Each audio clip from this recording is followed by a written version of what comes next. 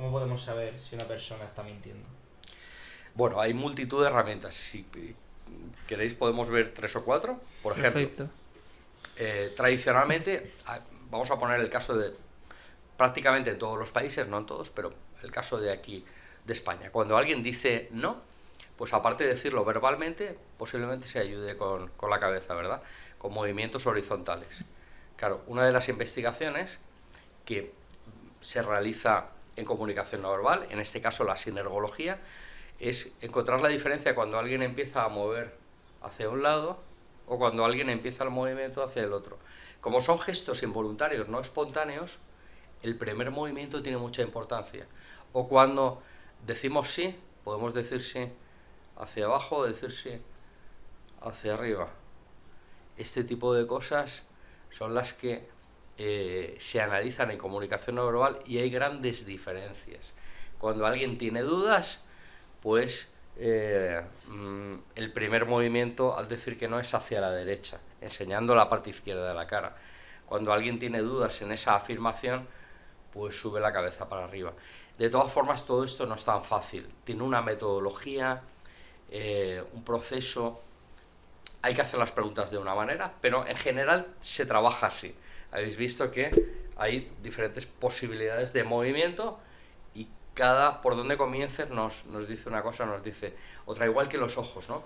Cuando alguien está tratando de recoger información del pasado, puede ir con los ojos, podría, a lo mejor no lo hace, si no lo hace no tenemos esa información, pero podría ir hacia la izquierda y luego verbalizar, o podría ir hacia la derecha y luego verbalizar. Es diferente. Ujú. Hay un protocolo, para saber que no haya nadie cerca, en fin, todo esto no es tan fácil, es como en aquellos programas que decían no lo haga usted solo en casa, ¿no? Pues un poco así, así sin más es difícil, no ayuda mucho. Por eso nosotros, nada más para esa herramienta del no, por ejemplo, pues podemos estar como 2 o 3 horas aplicando el protocolo y enseñando cómo esa herramienta es productiva. Pues mi primera etapa, mi primer cheque y mi primera etapa dentro de la formación fue para cuerpos y fuerzas de seguridad del Estado. Mis primeras ganancias como formador fue en esto.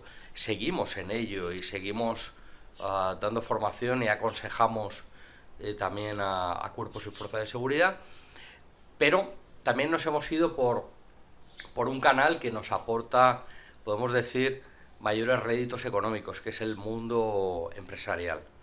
Ujú. O sea, ¿qué Ah, tiene que tener un CEO para analizar a sus propios empleados en entrevistas de trabajo o simplemente para saber leer una negociación importante? ¿Cuáles son esas habilidades que debe de tener? Porque claro, entiendo que el lenguaje no verbal es muy amplio.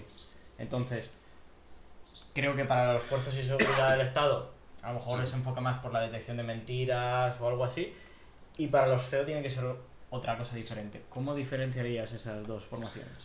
Sí, bueno, claro, el canal, la faceta nuestra, la formación nuestra, abarca desde la detección de mentiras hasta conocer la personalidad para predecir la conducta, hasta saber si alguien es agresivo o no, saber si alguien, bueno, podría tener tintes de haber cometido algún delito, también se puede saber, aunque esto no te puede valer para un juzgado. La comunicación no verbal sí, hacemos peritaje, pero por la forma del rostro, saber si alguien tiene más papeletas para haber cometido un delito, esto no lo puedes llevar a ningún juzgado porque realmente hay tantas personas que podemos hacer cosas ilegales que al final esto no se podría sostener, ¿no? Eso. Bueno, realmente hay muchas facetas dentro de este mundo de la comunicación no verbal. A la policía, por ejemplo, les interesa mucho la detección de mentiras y la detección de individuos agresivos. Lo vinculamos muy a este tema.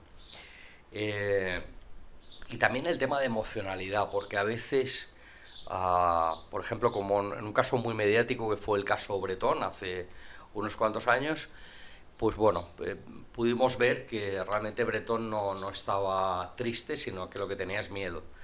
Algo muy valioso. Alguien que dice que no ha matado a sus hijos, ¿por qué no está triste y por qué tiene miedo? No es congruente, es justamente al contrario.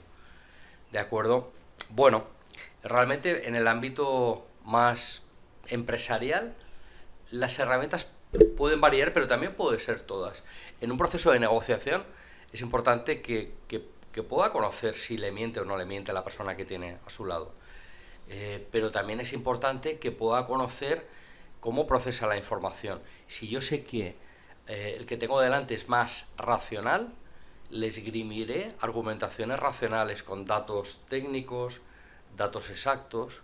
Imaginaos que yo soy vendedor de coches y entonces llega ahora mismo y se sienta un cliente conmigo y yo puedo ver que es muy emocional, muy emocional. Vamos a poner 3 casos. A pesar de que yo tenga datos del coche, datos técnicos, el consumo, el no sé qué, la aceleración, la frenada, tal, si yo tengo a alguien delante muy emocional, no le voy a aburrir con esos datos, porque es que si se los digo, es que se va a aburrir. No es esa la información que necesita. Esa persona necesita sentir cosas, que yo la inspire para que sienta cosas, lo que le va a hacer sentir el coche, a ella misma o a él mismo, con sus amigos, en su barrio, que se vaya con emociones. Pero en cambio el día siguiente me entra alguien muy cognitivo y yo lo puedo ver perfectísimamente. De verdad que sin equivocarme lo podemos ver. Yo intentaré entonces a esa persona que es extremadamente cognitiva no enamorarla emocionalmente, pues porque es una persona que lo que va a necesitar son datos. Y en este caso, datos fehacientes, datos legítimos, o sea, no datos aproximados, sino datos que aparezcan en mediciones de organismos serios, y datos súper exactos, porque las personas cognitivas, si alguien les da datos más o menos y no se lo ofrece de una manera fiable, pues no confían en ti. En cambio, me puede aparecer el tercer día alguien que yo puedo ver que tiene una estructura muy grande aquí en la zona del masetero, mandíbula y demás. Es una persona, podemos decir, bastante materialista. Mi argumentación con el coche o el ofrecimiento del modelo que yo le voy a dar sería totalmente distinto.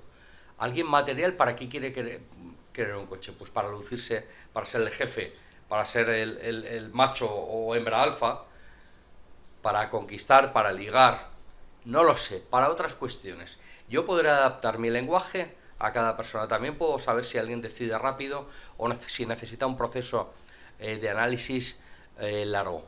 Si alguien necesita un proceso de análisis largo, no voy a crearle urgencia en ningún caso, porque me cargo el cliente, se me va de la puerta y ya no entra, lo he agobiado. A medida, un traje a medida para cada persona.